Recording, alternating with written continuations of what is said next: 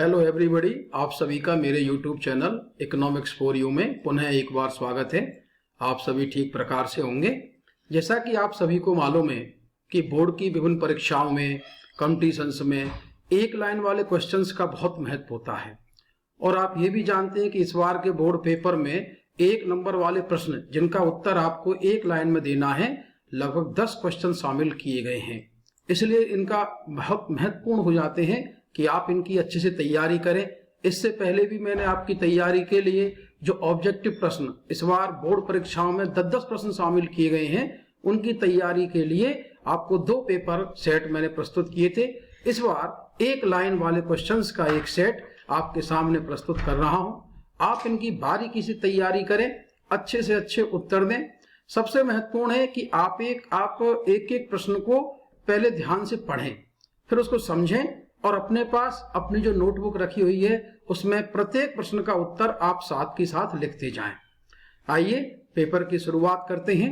सबसे पहला प्रश्न है, अर्थशास्त्र का जनक किसे कहा जाता है? दूसरा प्रश्न है, व्यष्टि एवं समष्टि शब्दों का प्रयोग सर्वप्रथम कब और किसने किया था? तीसरा प्रश्न है, 1936 में प्रकाशित प्रोफेसर कीन्स की, जिनको जॉन मेनार्ड कीन्स जिनका पूरा नाम था, की पुस्तक का नाम बताइए। चौथा प्रश्न है, किस अर्थशास्त्री का नाम जनसंख्या सिद्धांत के साथ जुड़ा हुआ है? पांचवा प्रश्न है, अर्थशास्त्र के प्रमुख क्षेत्रों के नाम बताइए। छठा प्रश्न है, एक मुख्य आर्थिक समस्या क्या होती है? आप यहां तक इनके उत्तर लिख चुके होंगे। सातवां प्रश्न है, व्यष्टिगत स्थैतिक अध्ययन क्या होता है? प्रश्न नंबर 8, एडम स्मिथ की प्रसिद्ध पुस्तक का नाम बताइए। इसमें साथ के साथ आप उस पुस्तक के प्रकाशन का वर्ष भी लिख सकते हैं। प्रश्न नंबर 9, मांग क्या है? प्रश्न नंबर 10, मांग के 2 निर्धारक तत्व बताइए। कौन कौन से 2 निर्धारक तत्व हैं? प्रश्न नंबर 11, गिफिन वस्तुएं क्या होती हैं? प्रश्न नंबर 12, मांग की लोच की परिभाषा दीजिए। प्रश्न नंबर 13, यदि कीमत परिवर्तित होने पर भी उस पर होने वाला व्यय अपरिवर्तित रहता है तो मांग की लोच की श्रेणी क्या होगी? प्रश्न नंबर 14, बहुत महत्वपूर्ण प्रश्न है, पानी की मांग बेलोचदार क्यों कही जाती है या क्यों होती है?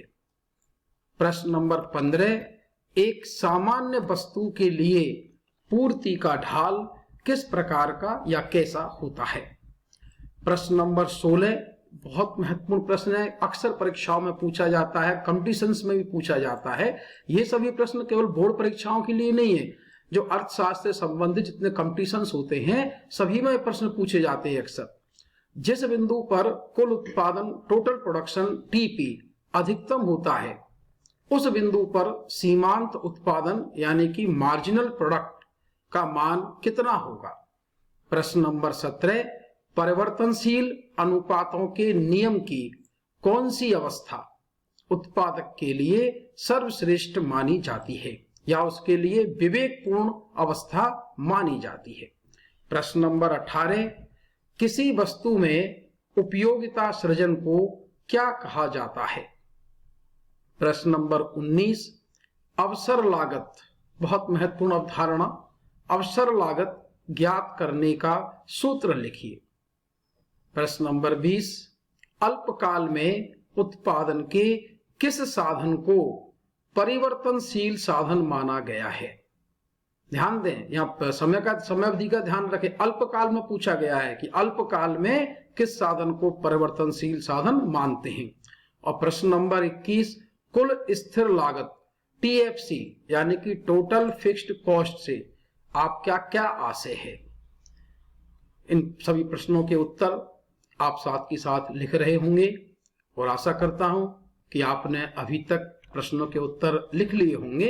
यदि नहीं लिखे हैं तो 1-2 मिनट आप यहाँ वीडियो को पॉज करके इंतजार कर सकते हैं। यदि कोई प्रश्न आपसे लिखने में रह गया है उसका उत्तर लिखने में, तो पुनः एक बार पुनः पहले ही प्रश्न से प्रारंभ करके पुनः आप देख सकते हैं, कोई प्रश्न छूटा तो नहीं है। आप प्रत्येक प्रश्न का उत्तर लिखें। अब आपके मन में सस्पेंस होगा कि उनके उत्तर सही है या गलत है, तो आपके लिए मैंने उत्तर तालिका प्रस्तुत की है। आप उसके आधार पर अपना मूल्यांकन कर सकते हैं कि आपने 21 जो प्रश्न दिए हैं मैंने, इनमें से कितने सही किए हैं। यदि आप 15 या उससे ज्यादा कर पा रहे हैं तो आपकी स्थिति ठीक है, लेकिन यदि इससे कम किए हैं तो आपकी पढ़ाई पर थोड़ा और ध्यान दें, जिससे कि आपकी जो उपलब्धि है वो अच्छी हो सके। धन्यवाद। और आपने अभी तक चैनल को सब्सक्राइब नहीं किया है तो चैनल को सब्सक्राइब करना ना भूलें, और इस प्रश्नावली को और इनके उत्तरों को अपने दोस्तों के साथ ज्यादा से ज्यादा शेयर करें, जिससे कि परीक्षा की तैयारी में सभी को इसका सहयोग मिल सके। धन्यवाद।